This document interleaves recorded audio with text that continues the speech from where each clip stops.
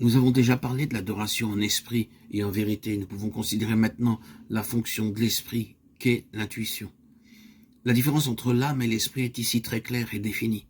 L'esprit est l'organe de la connaissance spirituelle et la connaissance spirituelle est très différente de la connaissance naturelle ou psychique. Comment Dieu connaît-il les choses et par quels moyens Dieu arrive-t-il à ses conclusions, à ses décisions?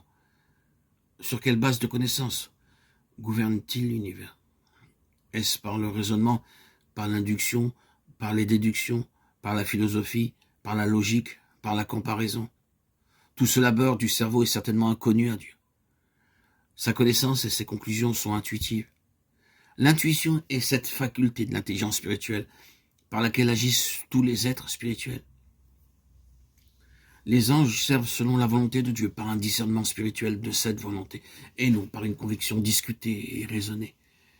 La différence entre ces deux moyens d'action est prouvée par tout le monument de l'accomplissement spirituel.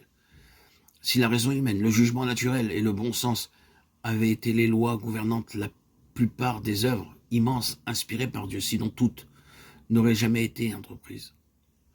Les hommes qui ont eu une marche intime avec Dieu et une communion d'esprit vivante avec Dieu ont été conduits intuitivement dans de tels desseins, et ils ont été justifiés en cela, non par l'approbation de la raison mutuelle, mais habituellement par l'opposition de cette raison. Folie était très souvent le verdict de la sagesse de ce monde. Dès que, comme Abraham, ils ont permis à l'intelligence naturelle d'avoir le dessus sur l'intelligence spirituelle, ils se sont trouvés déroutés, paralysés, et ont cherché le chemin des sens de l'Égypte pour trouver un secours. En tout cela, nous sommes justifiés dans l'esprit, et non dans la chair. L'esprit et l'âme agissent séparément, et les deux sont constamment en conflit et en contradiction. À moins que l'intelligence spirituelle n'ait établi son ascendance complète sur l'intelligence naturelle. Dans toutes les choses qui viennent de Dieu et sont par conséquent spirituelles, la pensée de la chair est mort, mais la pensée de l'esprit est vie et paix. Romains 8:6.